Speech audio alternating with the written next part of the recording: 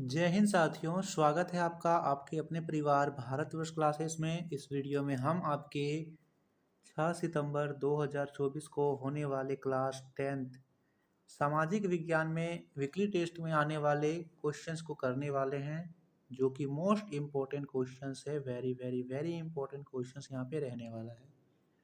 तो चलिए साथियों, स्टार्ट करते हैं। वीडियो को लाइक कर देंगे, अपने अपने दोस्तों को शेयर कर देंगे, और भारतवर्ष क्लासेस पर नए हो तो सब्सक्राइब कीजिएगा। पीडीएफ के लिए आप हमारे व्हाट्सएप ग्रुप को ज़रूर ज्वाइन कीजिए। व्हाट्सएप ग्रुप का लिंक हमारे डिस्क्रिप्शन में दिया हुआ है, तो वहाँ से ज्वाइन कर लीजिए। चलिए स्टार्ट करते हैं। पहला प्रश्न दे रखा है, हिटलर का संबंध किस देश से था?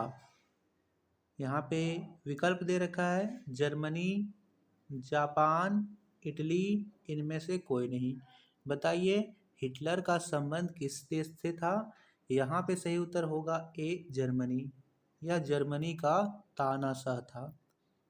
अगला प्रश्न यहाँ पर पूछा गया, हिटलर का प्रचार मंत्री कौन था? आपके सामने विकल्प दे रखा है, मोसोलिनी, पॉल वॉन, ग्योबल्स, पेम्पेन। यहाँ पे बताइए सही उत्तर क्या होगा? साथियों यहाँ पे सही उत्तर सी है, ग्योबल्स सही उत्तर है। अगला प्रश्न यहाँ पर पूछा गया है, निम्नांकित में से कौन मित्र राष्ट्र में शामिल नहीं था? विकल्प है सोवियत संघ, अमेरिका, फ्रांस या जापान। बताइए इन चारों में से कौन मित्र राष्ट्र में शामिल नहीं था? यहाँ पे फ्रांस भी था, अमेरिका भी था, सोवियत संघ भी था, लेकिन जापान नहीं था। सही उत्तर यहाँ पर डी होगा, जापान। अगला प्रश्न कहता है यहाँ पर अगला प्रश्न, निम्नांकित में से कौन धुरी राष्ट्र में शामिल नहीं था? विकल्प यहाँ पर दे रखा है, जर्मनी, इटली, फ्रांस, जापान। तो साथियों यहाँ पे सही उत्तर क्या होगा?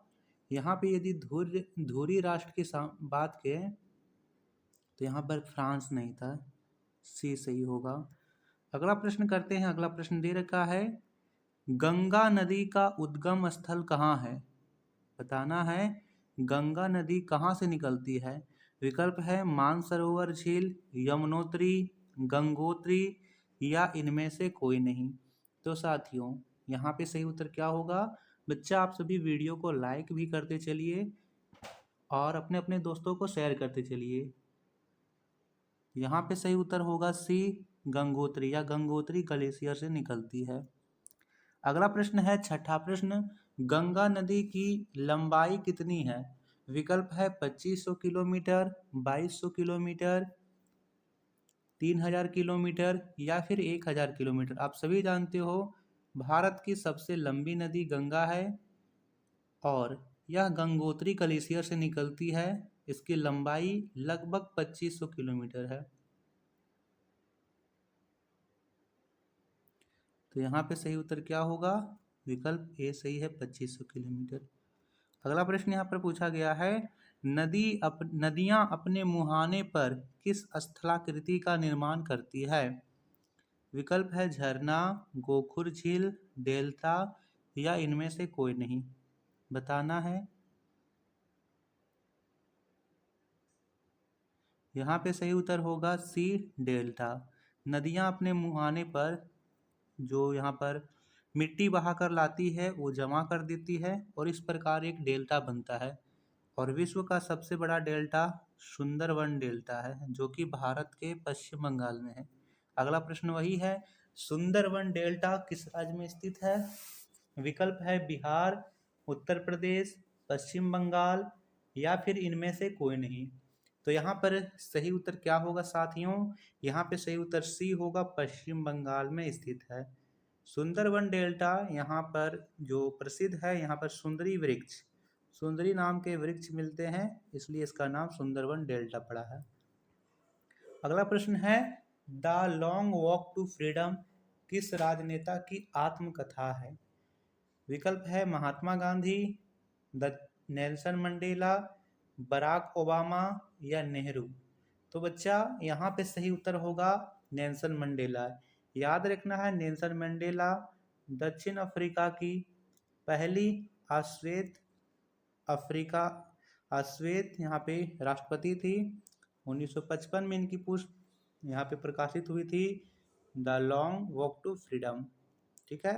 अगला प्रश्न, इनमें से कौन द्वितीयक क्षेत्र की क्रिया है? देखिए, द्वितीयक क्षेत्र इसको हम लोग बोल सकते हैं विनिर्माण का क्षेत्र, जिसमें कुछ ना कुछ बनता है। प्राथमिक क्षेत्र में कृषि से संबंधित क्रियाएं होंगी, जैसे फसल उपजाना, पशुपालन, वानिकी इत्यादि। द्वितीयक में निर्माण होगा, चीनी बन रहा है, गुड़ बन रहा है, सर्फ बन रहा है, चायपत्ती बन रहा है, घर बन रहा है, मोबाइल बन रहा है, लैपटॉप बन रहा है, पेंसिल बन रहा है, पेन बन रहा है, कॉपी बन रहा है, सब कुछ जो भी बन रहा है सब द्वितीय में आ जाएगा। तो यहाँ पे सही उत्तर होगा विकल्प के अनुसार डी, यानी चीनी बनना, गुड़ बढ़ना, दोनों हो जाएगा। अगला है लघु उत्तरीय प्रश्न, प्रश्न को पढ़िए। दे रखा है डोव्स योजना क्या है? विकल्प दे, यहाँ पे इसका आंसर लिखेंगे, इसे लिखेंगे अमेरिका द्वारा जर्मनी को आर्थिक संकट से निकालने के लिए बनाई गई योजना डोव्स योजना कहलाती है। इसके तहत हर्जाने की शर्तों को दोबारा तय किया गया। ठीक। अगला दे रखा है किन नदियों को मौसमी नदियां कहते हैं? तो देखिए बच्चा, यहाँ पर लिखना है जिन नदियों में वर्ष भर पानी नहीं रहते हैं उन्हें मौसमी नदियां कहते हैं। इन नदियों में जल वर्ष के किसी विशेष मौसम में उपलब्ध होते हैं। हो सकता है कि आपको प्रश्न दे दे कि 12मासी नदियां किसे कहते हैं या सदा नीरा नदियां कैसे कहते हैं। तो जिन नदियों में वर्ष भर पानी रहता है उसे सदा नीरा या फिर 12मासी नदियां कहते हैं। दोनों चीजें आपको याद रखनी है। अगला प्रश्न यहाँ पर है झीलों की उपयोगिता का विशेषताएं बताएं। तो लिखेंगे झीलों की उपयोगिता की निम्न विशेषताएं हैं। पहला, नदी के प्रवाह को सुचारू बनाने में सहायक। दूसरा, अत्यधिक वर्षा के समय प्रवाह को रोकती है। तीसरा, आसपास के क्षेत्र के जलवायु को सामान्य बनाती है। चौथा, जलीय पारितंत्र को संतुलित रखती है। ये 4 लिख दीजिएगा, सही होगा, पूरे अंक मिलेंगे।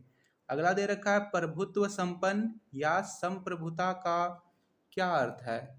तो यहाँ पे लिखेंगे इसका आंसर में लोगों को अपने से जुड़े हर मामले के फैसले करने का सर्वोच्च अधिकार को संप्रभुता कहते हैं। साथ ही भारत सरकार घरेलू और वैदेशिक मामले में किसी भी बाह्य शक्ति के आदेश को मानने के लिए बाध्य नहीं है। ठीक है। अगला, मानव पूंजी में शिक्षा की क्या भूमिका है?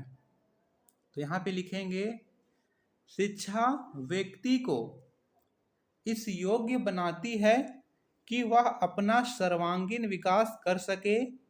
शिक्षा व्यक्ति को इस योग्य बनाती है कि किसी कौशल में निपुण बन सके और अच्छा यहाँ पे होगा अच्छा से अच्छा आय प्राप्त कर सके। शिक्षा एक व्यक्ति को अच्छे गुण अपनाने के योग्य बनाती है। तो ये था very very very important questions का सेट 1। वीडियो को लाइक और शेयर कर देंगे। भारतवर्ष क्लासेस पर नए हो तो सब्सक्राइब कर दीजिएगा। धन्यवाद।